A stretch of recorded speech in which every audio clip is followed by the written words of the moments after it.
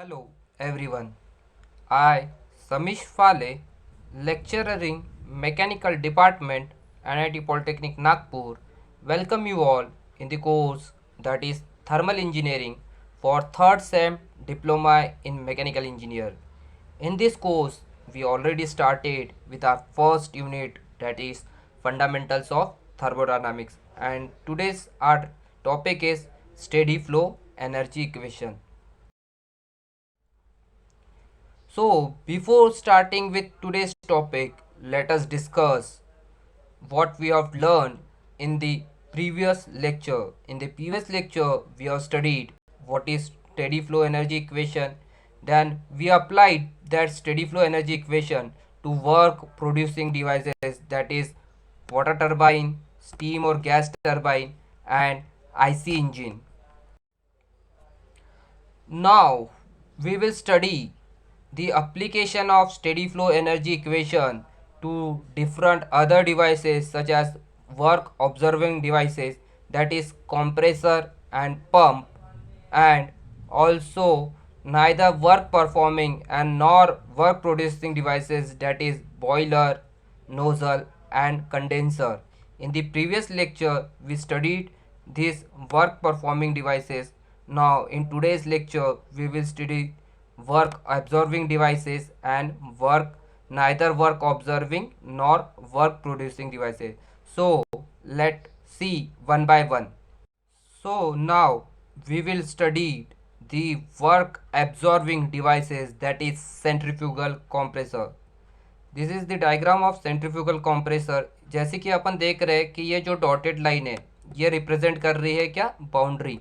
अपन जो भी कैलकुलेशन करेंगे वो सारी के सारे कैलकुलेशन क्या होंगे इसके अंदर के. तो ये बाउंड्री के अंदर में जो है ये अपना है सिस्टम. तो सेंट्रीफ्यूगल कंप्रेसर में कनेक्टेड है किससे, एक मोटर से, एक शाफ्ट से कनेक्टेड है. तो मोटर क्या देगा, उसको इलेक्ट्रिसिटी देंगे अपन मोटर को. तो मोटर क्या होंगी, रोटेट होंगी. रोटेट होने के कारण से शाफ्ट रोटेट होगा और शाफ्ट क्या करेंगे, ये कंप्रेसर को ऑपरेट करेगा और इसके अंदर में जो एयर जाएंगी वो क्या होंगी, कंप्रेस होंगी. तो सेंट्रीफ्यूगल कंप्रेसर क्या है, centrifugal compressor compresses air and supplies the same air at moderate pressure and high quantity. Centrifugal compressor का काम क्या है कि जो भी एयर आ रही है उसको कंप्रेस करना और उसको सप्लाई करना काय पर मॉडरेट प्रेशर और हाई क्वांटिटी में. क्लियर है. तो इसमें अपने को क्या अप्लाई करना है, स्टेडी फ्लो एनर्जी इक्वेशन. तो अपन ने steady flow energy equation apply किया. स्टेडी फ्लो एनर्जी इक्वेशन अपन ने पिछले लेक्चर में देखे थे, क्या था, C1 का square by 2 plus GZ1 plus U1 plus P1V1 plus Q equals to C2 का square plus 2 plus G2Z2 plus U2 plus P2V2 plus W.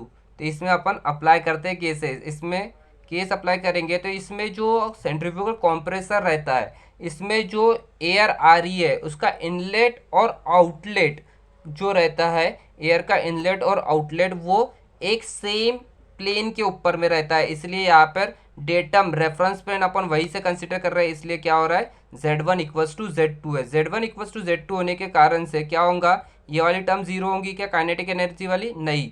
ये GZ1 क्या हो जाएगा, पोटेंशियल एनर्जी वाली टर्म क्या हो जाएंगी अपनी, जीरो हो जाएंगी. U1 रहेगा, P1V1 रहेगा, Q रहेगा, C2 kinetic energy second point पे रहेंगी. ये टर्म अपनी क्या होगी, Z2 वाली टर्म जीरो हो गई. तो इससे अपने को क्या मिलेगा, C1 का square by 2 plus U1 plus P1V1 minus Q. अभी ये Q अपन ने माइनस Q ली है क्योंकि ये जब एयर कॉम्प्रेस होंगी तो उसका प्रेशर बढ़ेगा. प्रेशर बढ़ेगा तो क्या होगा, आपने को पता है प्रेशर बढ़ने के कारण से टेम्परेचर भी बढ़ता है और टेम्परेचर ज़्यादा होने के कारण से ये कॉम्प्रेसर में से हीट क्या होंगी, बाहर निकलना स्टार्ट होंगी. और कॉम्प्रेसर में से जो हीट बाहर निकलेंगी मतलब सिस्टम से जब सराउंडिंग में हीट जाती है तो उसको अपन क्या लेते हैं, माइनस. इसलिए यहाँ पे अपन ने क्या लिया, minus Q equals to C2 का square by 2 plus U2 P2V2 minus W. यहाँ पे माइनस W क्यों लिए, क्योंकि अपन क्या कर रहे हैं, सिस्टम को वर्क दे रहे हैं. अपन क्या कर रहे हैं, सिस्टम को वर्क दे रहे हैं. जब भी अपन सिस्टम को वर्क देते हैं, सराउंडिंग से जब सिस्टम में वर्क देते हैं तो उसको लिया जाता है माइनस. इसीलिए यहाँ पे अपन क्या ले रहे हैं, माइनस. क्लियर है. तो इसको और कैसे लिख सकते हैं, C1 का square by 2 as it is लिखे प्लस U1 प्लस P1V1, ये वाला जो टर्म है U1 प्लस P1V1 ये अपने को पता है क्या होता है एंथैल्पी, तो अपन ने यहाँ पे लिख लिया H1 minus Q equals to C2 का स्क्वायर प्लस ये U2 प्लस P2 V2 को अपन क्या लिख सकते हैं और H2, तो यहाँ पे लिख दिया H2 माइनस W। तो ये जो इक्वेशन है ये इक्वेशन है अपनी काय की सेंट्रीफ्यूगल कॉम्प्रेसर की, ये इक्वेशन है अपनी काय की सेंट्रीफ्यूगल कॉम्प्रेसर की स्टेडी फ्लो एनर्जी इक्वेशन। जैसे कि यहाँ पे मैंने बताया Q नेगेटिव क्यों लिया गया है, Q नेगेटिव इसलिए लिया गया है क्योंकि सिस्टम से क्या हो रही है हीट रिजेक्ट हो रही है, और W नेगेटिव क्यों लिया जा रहा है क्योंकि वर्क इज सप्लाइड, क्योंकि अपन ने वर्क क्या किया सप्लाइड करे किसको सिस्टम को, इसलिए वर्क अपन क्या ले रहे हैं नेगेटिव। और Q नेगेटिव क्यों ले रहे हैं क्योंकि हीट अपन सप्लाइड कर रहे हैं किसको सिस्टम को। क्लियर है, तो ये इक्वेशन अपन नी है काय की steady flow energy equation for centrifugal compressor. समझ में आया? चलो नेक्स्ट देखते हैं। नेक्स्ट वर्क ऑब्जर्विंग डिवाइस जो है वो है अपना रेसिप्रोकेटिंग कॉम्प्रेसर। तो रेसिप्रोकेटिंग कॉम्प्रेसर यहाँ पे दिख रहा है, ये डॉटेड लाइन के अंदर में जो भी चीज़ है ये क्या है अपना सिस्टम है, और ये जो डॉटेड लाइन है रिप्रेजेंट कर रही है बाउंड्री। तो रेसिप्रोकेटिंग कॉम्प्रेसर क्या होता है अपन देखते हैं क्या होता है reciprocating compressor. The reciprocating compressor draws in air from atmosphere, क्या करता है एटमॉस्फियर से एयर लेता है and supplies at a considerable higher pressure. Centrifugal compressor काय में प्रेशर कर रहा था मॉडरेट प्रेशर के ऊपर में सप्लाई कर रहा था। रेसिप्रोकेटिंग कंप्रेसर काय के ऊपर में सप्लाई करता है एयर को at higher pressure in small quantity, पर वो कंप्रेसर सेंट्रीफ्यूगल कंप्रेसर काय पे यूज हो रहा था हाइयर क्वांटिटी के लिए, ये काय के लिए यूज हो रहा है स्मॉल क्वांटिटी के लिए। क्लियर है, तो ये होता है अपना रेसिप्रोकेटिंग कंप्रेसर। क्लियर है, तो अपन यहाँ पे अप्लाई करते हैं अपनी स्टेडी फ्लो एनर्जी इक्वेशन। तो अपन ने अप्लाई किया स्टेडी फ्लो एनर्जी इक्वेशन क्या होती है अपनी C1 का square by 2 plus GZ1 plus U1 plus P1 V1 plus Q equals to C2 का square by 2 plus GZ2 plus U2 P2 V2 plus W। Clear है, तो इसमें कंडीशन देखते हैं। इसमें अपने को पता है in this case change in potential energy and kinetic energy are negligible as compare to other energies. As compare to other energy, जो इंटरनल एनर्जी और फ्लो एनर्जी है उससे के कंपैरिजन में जो अपनी पोटेंशियल एनर्जी और काइनेटिक एनर्जी क्या है उसका चेंज नेग्लिजिबल रहता है इनलेट और आउटलेट के लिए, इसलिए इसको अपन क्या करते हैं कंसिडर करते हैं जीरो। तो यहाँ पे इनलेट में काइनेटिक एनर्जी क्या होगी जीरो, ये अपना पोटेंशियल एनर्जी क्या होगा जीरो। उसी तरीके से आउटलेट में अपनी काइनेटिक एनर्जी क्या होगी जीरो, और जो अपना आउटलेट में पोटेंशियल एनर्जी हो गया जीरो। तो अपने पास में क्या बचेगा U1 plus P1 V1 minus Q। अभी फिर से माइनस क्यों ले रहे, क्योंकि एयर जब कंप्रेसर के अंदर आएंगी तो क्या होंगी वो कंप्रेस होंगी तो उसका प्रेशर बढ़ेगा तो टेम्परेचर बढ़ेगा, और टेम्परेचर बढ़ने के कारण से ये सिस्टम से अपने को क्या होंगी बाहर सराउंडिंग में हीट मिलेगी, और जब भी सिस्टम से बाहर सराउंडिंग में हीट मिलती है उसको क्या लेते हैं अपन माइनस। इसलिए यहाँ पे अपन ने क्या लिया माइनस Q इक्वल्स टू यहाँ पे क्या बचा U2 plus P2 V2 minus W। अभी माइनस W क्यों ले रहे हैं क्योंकि ये जो कंप्रेसर है इसको एयर कंप्रेस करने के लिए अपने को क्या करना पड़ता है इलेक्ट्रिसिटी देना पड़ता है बाहर से। अपने को क्या देना पड़ता है इलेक्ट्रिसिटी देना पड़ता है बाहर से। अपन इलेक्ट्रिसिटी दे रहे मतलब क्या कर रहे हैं अपन उसको वर्क दे रहे हैं, इसीलिए अपन ने यहाँ पे क्या लिया माइनस। तो अपन इसको और क्या लिख सकते हैं U1 प्लस P1 V1 को अपन क्या लिख सकते हैं H1, U2 plus P2 V2 को अपन क्या लिख सकते हैं H2। तो इसको लिख दिया मैंने H1 minus Q equals to H2 minus W। Clear है, तो मैंने बता दिया क्यू नेगेटिव के लिए अपन ने, क्योंकि हीट को क्या कर रहे हैं अपन रिजेक्ट कर रहे हैं, हीट को रिजेक्ट कर रहे हैं इसलिए अपन क्या ले रहे हैं क्यू को नेगेटिव ले रहे हैं, और वर्क अपन सप्लाइड कर रहे हैं इसलिए W को भी क्या ले रहे हैं अपन नेगेटिव।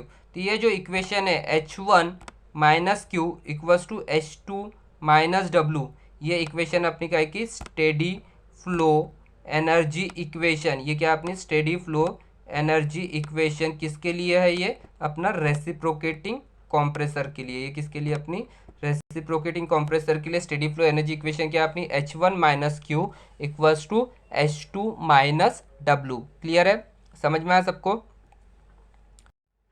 तो चलो नेक्स्ट देखते हैं। अभी तक क्या अपन ने जो भी देखे वो क्या था अपना वर्क एब्जॉर्बिंग डिवाइस। वो क्या था अपना work absorbing device. Work absorbing device बोले तो उसको अपने को वर्क देना ही है। जब तक क्या अपन उसको वर्क नहीं देंगे तब तक के क्या होगा वो काम नहीं करेगा, तब तक वो काम नहीं करेगा। अभी अपन पढ़ने वाले हैं neither work observing nor work producing, मतलब अपन ना उनको वर्क देंगे ना वो अपने को वर्क प्रोड्यूस करके देंगे। तो उसमें सबसे पहला जो अपना को पढ़ना है वो कौन सा अपना बॉयलर, सबसे पहला कौन सा पढ़ना है अपने को वर्क एब्जॉर्बिंग डिवाइस में boiler.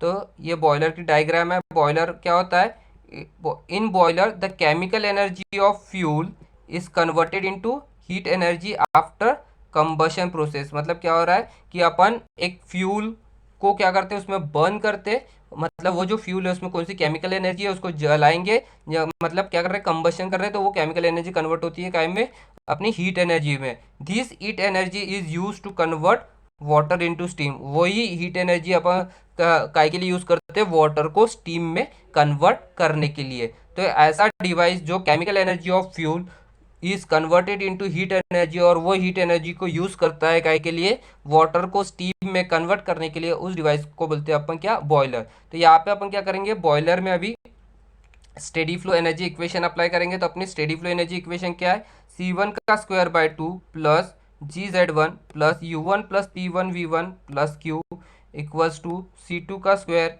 Bye 2 plus GZ2 plus U2 plus V2 plus W। ये अपनी स्टेडी फ्लो एनर्जी इक्वेशन है। इसमें अपने को पता है potential energy and kinetic energy क्या होती है, जीरो होती है। बॉयलर में पोटेंशियल एनर्जी और काइनेटिक एनर्जी क्या लेते हैं अपन, जीरो रहते हैं। और जैसा कि मैंने बताया बॉयलर ना ही वर्क प्रोड्यूसिंग डिवाइस है ना वर्क ऑब्जर्विंग डिवाइस है, तो यहाँ पे वर्क ट्रांसफर इस वाले केस में क्या रहेगा अपना, जीरो रहेगा।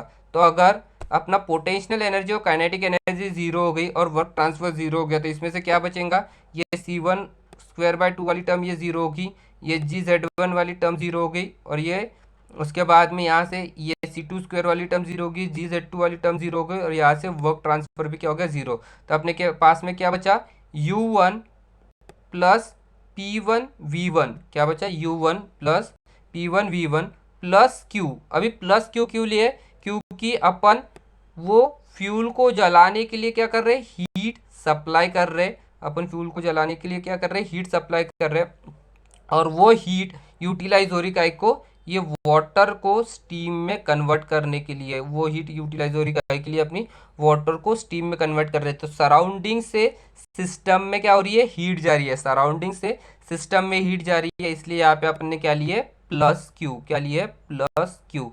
समझ में आया, इक्वल्स टू इधर क्या बचा, U2 प्लस P2V2, और ये U1 प्लस P1V1 को अपन क्या लिख सकते हैं, और H1, और U2 प्लस P2V2 को क्या लिख सकते हैं अपन, H2। तो इसको लिख दिया मैंने H1 plus Q equals to H2। अगर मेरे को इसको अमाउंट ऑफ हीट, कितनी अमाउंट ऑफ हीट मैंने सप्लाई किया बॉयलर में, अगर वो निकालना है तो कैसे निकालूंगा, Q2 H2, यहाँ पे ये इक्वल्स टू की इधर पॉजिटिव, इधर आके क्या हो जाएगा, नेगेटिव। तो Q equals to H2 minus H1, ये होगी अपनी स्टेडी फ्लो एनर्जी इक्वेशन किसके लिए, अपने बॉयलर के लिए। एक होगी अपनी स्टेडी फ्लो एनर्जी इक्वेशन किसके लिए, बॉयलर के लिए। तो as heat supplied is utilize to increase enthalpy. तो बॉयलर में जो भी अपन हीट सप्लाई कर रहे हैं वो काय के लिए यूज हो रही है, वो एंथैल्पी बढ़ाने के लिए। दस जो भी बॉयलर में अपन हीट सप्लाई कर रहे हो काय के लिए यूटिलाइज हो रही है, वो यूटिलाइज हो रही है काय के लिए, एंथैल्पी को बढ़ाने के लिए। और steady flow energy equation boiler की क्या है, Q equals to H2 minus H1। Clear है सबको, सभी को समझ में आया। तो चलो नेक्स्ट आगे बढ़ते हैं। तो चलो अपन दूसरा एक डिवाइस पढ़ते हैं जो है अपना क्या, neither work producing neither work absorbing, that is condenser. तो दिस इज कंडेंसर। कंडेंसर क्या है, condenser is use to condense the steam in case of steam power plant and refrigerant vapour in case of refrigeration system using water और air as cooling medium. तो condenser क्या है, condenser का काम ठंडा करना, किसको, स्टीम को, इन case of steam power plant. जो स्टीम पावर प्लांट है उसमें जो भी स्टीम है वो स्टीम को ठंडा करने का काम है किसका, कंडेंसर का। या फिर जो रेफ्रिजरेशन सिस्टम होता है उसमें रेफ्रिजरेटर को ठंडा करने का काम किसका है, कंडेंसर का। और अभी उसको ठंडा करना है तो उसके लिए वो क्या यूज़ करता है, एक तो वाटर यूज़ करेगा, एक तो वाटर यूज़ करेगा या फिर एयर यूज़ करेगा एज अ कूलिंग मीडियम। तो अपने को क्या करना है, ये कंडेंसर को इस कंडेंसर को steady flow energy equation apply करना है। तो स्टेडी फ्लो एनर्जी इक्वेशन क्या होता है अपने को पता है सबको, U1 का square by 2 plus GZ1 plus U1 plus P1V1 plus Q equals to C2 का square by 2 plus GZ2 plus U2 plus P2V2 plus W। तो इसमें अपन कंडीशन अप्लाई करते हैं। तो इस वाले इसमें कंडेंसर में चेंज इन पोटेंशियल एनर्जी और चेंज इन काइनेटिक एनर्जी क्या रहती है, जीरो रहती है। क्यों जीरो रहती है? As their values are very small as compare with enthalpy. जो एंथैल्पी की वैल्यू है उसके कंपैरिजन में जो अपनी चेंज इन पोटेंशियल एनर्जी है और चेंज इन काइनेटिक एनर्जी है इसमें वो बहुत छोटी होती है, इसलिए अपन उसको कंसिडर करते हैं क्या, ज़ीरो। उसके बाद में वर्क डन अपन यहाँ पे क्या कंसिडर कर रहे हैं, जीरो कंसिडर कर रहे हैं। वर्क डन भी अपन क्या कंसिडर कर रहे हैं, जीरो। क्यों? क्योंकि since neither any work is develop nor observe, क्योंकि जो कंडेंसर है ना ही अपन उसको क्या कर रहे हैं, कुछ एनर्जी वर्क दे रहा है, ना ही कुछ वर्क वो अपने को प्रोड्यूस करके दे रहा है, इसलिए अपन वर्क डन को क्या कर कंसिडर कर रहे हैं, जीरो कंसिडर कर रहे हैं। तो जब अगर वर्क डन जीरो रहेगा, जब वर्क डन जीरो है, चेंजिंग पोटेंशियल एनर्जी जीरो और चेंजिंग काइनेटिक एनर्जी जीरो है, तो अपने को इसमें से क्या बचेगा, ये क्या हो गया, ये अपनी काइनेटिक एनर्जी जीरो होगी, पोटेंशियल एनर्जी जीरो होगी। ये जीरो होगा क्या, नहीं होगा, ये नहीं होगा। इसमें से ये काइनेटिक एनर्जी जीरो होगी, पोटेंशियल एनर्जी जीरो होगी और ये वर्क डन जीरो हो गया। तो इसमें से अपने पास में क्या बचेगा, U1 प्लस P1V1, ये बचा अपना U1 plus P1V1 minus Q. अभी माइनस क्यू क्योंकि अपन क्या कर रहे हैं, कंडेंसर का काम क्या है, ठंडा करना। कंडेंसर ठंडा कब करेगा, जब अपने में से हीट, कोई चीज़ ठंडी कब होगी, जब वो अपनी हीट किसको देंगी, दूसरे को देंगी। तो जब ये इसमें से जो स्टीम फ्लो हो रही है वो अपनी हीट जब बाहर सराउंडिंग को देंगी, सराउंडिंग को बोले तो जो भी वाटर या एयर उसके कांटेक्ट में आएगा, तभी क्या होगा, अपना वो हीट जब देंगी तभी वो क्या होगा, ठंडा होगा। तो जब सिस्टम सराउंडिंग को हीट देता है तो अपन क्या कंसिडर करते हैं उसको, नेगेटिव। इसलिए यहाँ पे अपन ने लिए कौन सी, माइनस साइन। इक्वल्स टू ये क्या हो जाएगा, U2 प्लस P2V2, इधर साइड में क्या बचा, U2 प्लस P2V2। तो ये U1 प्लस P1V1 को अपन क्या लिख सकते हैं, H1 लिख सकते हैं। U1 प्लस P1V1 को क्या लिख सकते हैं, H1। और U2 प्लस P2V2 को क्या लिख सकते हैं, H2। इसको क्या लिख सकते हैं, H2। तो अपने पास में क्या बचेंगे, लिखेंगे यहाँ पे H1 minus Q equals to H2। तो अगर मेरे को इसको Q के टर्म्स में लिखना है तो ये क्या हो जाएगा, Q equals to H2। Q इधर माइनस में, इक्वल्स टू के इधर साइड में लाऊंगा तो प्लस, तो क्या होगा, Q इक्वल्स टू H1, ये इधर प्लस में, इधर से क्या होगा माइनस H2। तो ये होगी अपनी स्टेडी फ्लो एनर्जी इक्वेशन, किसके लिए, कंडेंसर में। ये हो गया अपनी steady flow energy equation condenser में। इसके पहले अपन ने बॉयलर देखा, उसमें स्टेडी फ्लो एनर्जी इक्वेशन क्या था, Q equals to H2 minus H1।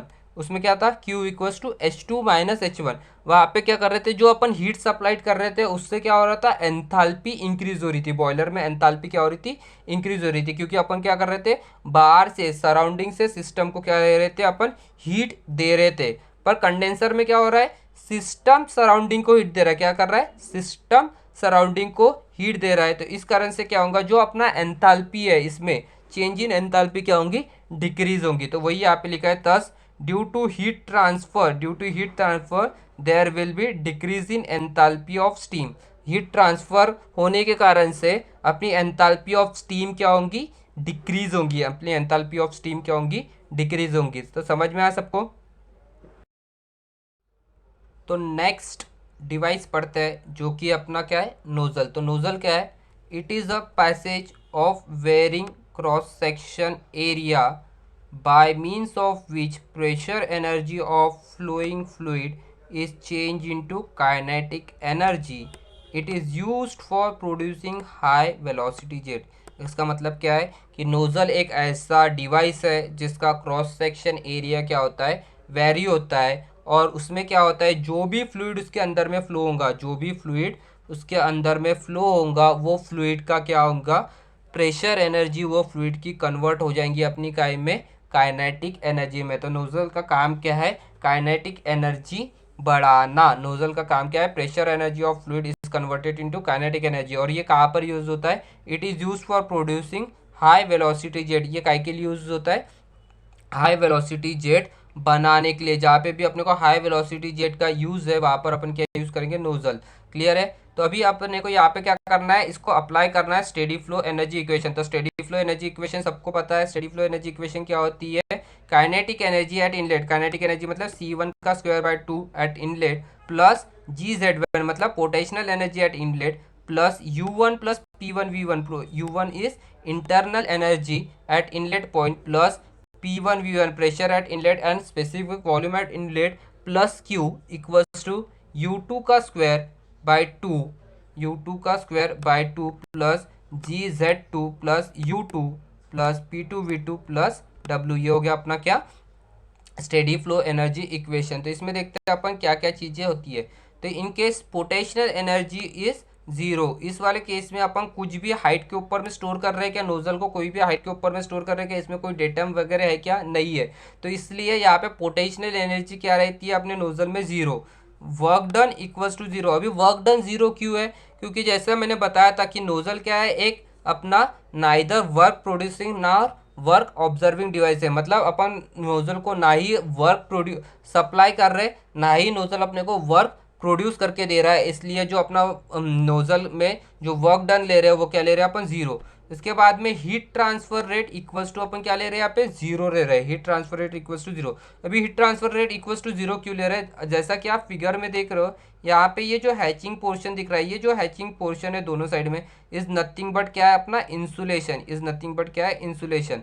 अपन ने ये नोजल को क्या किया है, इंसुलेटेड किया है। इंसुलेटेड करने के कारण से इसके अंदर में जो भी फ्लूइड फ्लो होगा, इसके अंदर में जो भी फ्लूइड फ्लो होगा वो ना अपने को क्या होगा, ना ही वो अपन उसको हीट ट्रांसफ़र कर सकते हैं बाहर से उसको, ना ही वो अपने को अंदर से हीट ट्रांसफ़र करेगा। जो भी इसके अंदर में फ्लूइड हो रहा है वही इंसुलेशन होने के कारण से ना ही बाहर की हीट इसके अंदर में जा सकती है, ना ही अंदर की हीट बाहर आ सकती है। इसलिए अपन यहाँ पे हीट ट्रांसफ़र रेट क्या ले रहे हैं, ज़ीरो। अगर इंसुलेशन नहीं लगा है कोई नोजल में, अगर कोई नोजल में इंसुलेशन नहीं लगा गया है तो वहाँ पर अपने को हीट ट्रांसफ़र रेट कंसिडर करना पड़ेगा। इस वाले केस में इंसुलेशन लगा है इसलिए अपन यहाँ पे हीट ट्रांसफ़र रेट क्या कर रहे हैं, कंसिडर नहीं कर रहे। तो अभी हीट ट्रांसफ़र रेट कंसिडर नहीं कर रहे तो वो अपना हो जाएगा ज़ीरो। तो देखते हैं इसमें से कौन सी टर्म कट होती है। तो काइनेटिक एनर्जी, तो नोजल का फंक्शन ही काइनेटिक एनर्जी बढ़ाना है, तो काइनेटिक एनर्जी जीरो नहीं हो सकती है। पोटेंशियल एनर्जी क्या होगी अपनी, जीरो हो गई। उसके बाद में इंटरनल एनर्जी रहेंगी, प्रेशर है, वॉल्यूम है। उसके बाद में क्यू अपन ने हीट ट्रांसफर रेट यहाँ पे जीरो लिया है क्योंकि इंसुलेशन लगा है। फिर से काइनेटिक एनर्जी रखी, पोटेंशियल एनर्जी जीरो होगी। इंटरनल एनर्जी कुछ तो भी रहेंगी, वो वाले जो भी फ्लूइड उसके अंदर से फ्लो हो रहा है वो फ्लो होने के लिए उसको कुछ तो भी फ्लो वर्क लगेगा ही लगेगा। और अपन ने वर्क डन यहाँ पे, ना ही नोजल वर्क प्रोड्यूस करता है ना ही वर्क अपन उसको सप्लाई करते हैं, इसलिए वर्क डन जीरो हो गया। तो इसमें से अपने पास में क्या बचा, C1 का square by 2 plus U1 plus P1V1। ये क्या बचा, C1 का स्क्वायर बाई 2 बचा अपने पास में plus U1 plus P1V1 equals to इधर साइड से क्या बचा, C2 का स्क्वायर बाई 2, C2 का square by 2 plus U2 P2V2। तो ये अपन U1 P1V1, U1 P1V1 को क्या लिख सकते हैं, H1 U2 P2V2, ये U2 P2V2 को क्या लिख सकते हैं, H2। तो लिखेंगे तो क्या होगा, C1 का square by 2 plus H1 equals to C2 का स्क्वायर बाई 2 प्लस H2। अगर मैं वेलोसिटी वाली टर्म्स एक साइड में लेता हूँ और एंथैल्पी वाली एक टर्म एक साइड में अरेंज करता हूँ तो क्या होगा, देखो C2 का स्क्वायर बाई 2 ये इक्वल्स टू के इधर साइड था, ये इक्वल्स टू के इधर साइड में है। C1 का स्क्वायर बाई 2 प्लस में इक्वल्स टू के इधर साइड में आ जाएगा तो क्या हो जाएगा, माइनस। तो यहाँ पे लिखा मैंने माइनस C1 का स्क्वायर बाय C1 का स्क्वायर बाय 2 इक्वल्स टू, ये इक्वल्स टू के इधर क्या बचा, सिर्फ अभी H1। तो H1 एज इट इज लिखा, ये इक्वल्स टू के इधर क्या था, प्लस H2 था। इक्वल्स टू के इधर लेके जाऊंगा तो क्या होगा, माइनस H2। तो अगर यहाँ से मैंने ये जो 2 है इसका LCM लिया और इसको मैंने इक्वल्स टू के इधर साइड में लेके गया तो क्या हो जाएगा, क्या होगा, C2 का स्क्वायर माइनस C1 का स्क्वायर, 2 को क्या लिया मैंने LCM और इधर लेके गया तो 2 equals to H1 minus H2। अब ये जो C1 का स्क्वायर है ये इक्वल्स टू के इधर साइड में मैं इक्वल्स टू के इधर साइड में लेके जाऊंगा तो क्या होगा, प्लस। तो यहाँ पे क्या बचा है, C2 का स्क्वायर इक्वल्स टू, ये माइनस में इधर साइड में लेके गया तो प्लस C1 का square plus 2H1 minus H2। अभी मैं क्या कर रहा हूँ, स्क्वायर ऑन बोथ साइड, ये दोनों के साइड में क्या कर रहा हूँ, स्क्वायर। तो यहाँ पे क्या बच रहा है, मेरे को स्क्वायर करूँगा तो ये स्क्वायर स्क्वायर क्या हो जाएगा, कैंसिल। तो यहाँ पे क्या बचा, C2 equals to under root of C1 का स्क्वायर प्लस 2 ब्रैकेट में H1 माइनस H2। अगर ये if C1 is very less than C2, मतलब जो काइनेटिक वेलोसिटी है अपनी काइनेटिक एनर्जी है, काइनेटिक एनर्जी जो इनलेट में है, इनलेट में जो स्टीम की है वो क्या है, अगर बहुत कम है, किससे, काइनेटिक एनर्जी एट आउटलेट, जो काइनेटिक एनर्जी है जो स्टीम की आउटलेट के ऊपर में, उससे अगर बहुत कम है, और वो कम रहेंगी क्योंकि अपने को पता है नोजल क्या करता है कि काइनेटिक एनर्जी बढ़ाने का काम करता है, नोजल का काम है काइनेटिक एनर्जी बढ़ाना, तो जितनी इनलेट में काइनेटिक एनर्जी रहेंगी वो क्या रहेंगी, बहुत कम रहेंगी, किससे मुकाबले, आउटलेट के काइनेटिक एनर्जी के मुकाबले। और अगर इनलेट की काइनेटिक एनर्जी बहुत कम है आउटलेट के काइनेटिक एनर्जी के मुकाबले, तो अपन इसको क्या कंसिडर करेंगे, C1+2 के स्क्वायर को क्या कंसिडर करेंगे, जीरो कंसिडर करेंगे। तो C2 इक्वल टू क्या हो जाएगा, √2H1 - H2। और यही चीज़ अगर अपने को कभी भी पूछा, फाइंड आउट करने बोला कि काइनेटिक एनर्जी निकालो, काइनेटिक एनर्जी निकालो काय की नोजल की आउटलेट के ऊपर में, तो उसका फॉर्मूला क्या हो जाएगा, C2 equals to 2H1 - H2। क्या होगा काइनेटिक एनर्जी निकालने का formula, C2 equals to √2H1 - H2, where H1 क्या है, एंथैल्पी ऑफ स्टीम या enthalpy of fluid eight inlet point, जो अपना इनलेट पॉइंट रहेगा उसके ऊपर में जो एंथैल्पी रहेंगी वो क्या रहेंगी, H1। और enthalpy of steam eight outlet point, H2 जो रहेगा वो रहेगा अपनी enthalpy of steam eight outlet point. तो समझ में आया सब लोगों को, क्लियर है। तो लेट्स रिवाइज, क्या अपन ने आज पढ़े। सबसे पहले अपन ने application of steady flow energy equation apply की है, किसको, सेंट्रीफ्यूगल कंप्रेसर को। फिर उसके बाद में steady flow energy equation apply की है रेसिप्रोकेटिंग कंप्रेसर को। उसके बाद में अप्लाई किया अपन ने बॉयलर को, फिर कंडेंसर, और उसके बाद में लास्ट में नोजल को। क्लियर है। तो ये कुछ क्वेश्चंस है जो एमएसबीटी में हरदम पूछे जाते हैं। Apply steady flow energy equation for boiler, condenser, nozzle या कंप्रेसर। और कल अपन ने पढ़े थे, कल के वीडियो में क्या पढ़े थे अपन ने, आईसी इंजन और टरबाइन। तो ये जो छः है इसमें से हरदम आपको एमएसबीटी पेपर में steady flow energy equation apply करने के लिए पूछा जाएगा किसी भी दो कंपोनेंट को। तो ये बहुत ज़्यादा इंपॉर्टेंट क्वेश्चन है। तो आप इसको बार बार इस वीडियो को देखिए, पिछले वाले वीडियो को देखिए और इस चीज़ की प्रैक्टिस करिए। क्लियर है। आपको क्या करना है, इसका आंसर लिखना है आपके कॉपी में। तो आंसर लिखने के लिए आपको ये वीडियो देखना है। वीडियो देखने के बाद में अगर आप बॉयलर का आंसर लिख रहे हैं तो आपको क्या करना है, सबसे पहले जो बॉयलर की डायग्राम है, बॉयलर की डायग्राम बनाना है। उसके बाद में बॉयलर क्या होता है वो लिखना है। फिर उसके बाद में स्टेडी फ्लो एनर्जी इक्वेशन लिखना है। फिर उसके बाद में बॉयलर की कंडीशंस लिखना है। और उसके बाद में जो चीज़ बचेगा, फाइनल इक्वेशन फाइंड आउट करना है, किसकी, steady flow energy equation boiler के लिए। क्लियर है। तो थैंक यू वेरी मच। अगर किसी को भी कुछ भी डाउट है इस टॉपिक से रिलेटेड तो आप मुझे डायरेक्टली कांटेक्ट कर सकते हो। Thank you.